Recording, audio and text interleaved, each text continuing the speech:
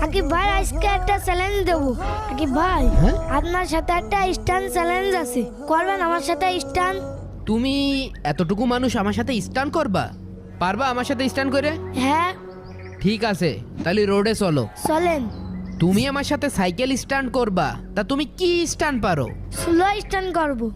ঠিক আছে, তুমি যেটা বলবা সেইটাই হবে। চলো তাহলে শুরু করি। আপনি আমার সাথে পারবেন না নি, আপনার সাইকেল হয়েছে নষ্ট।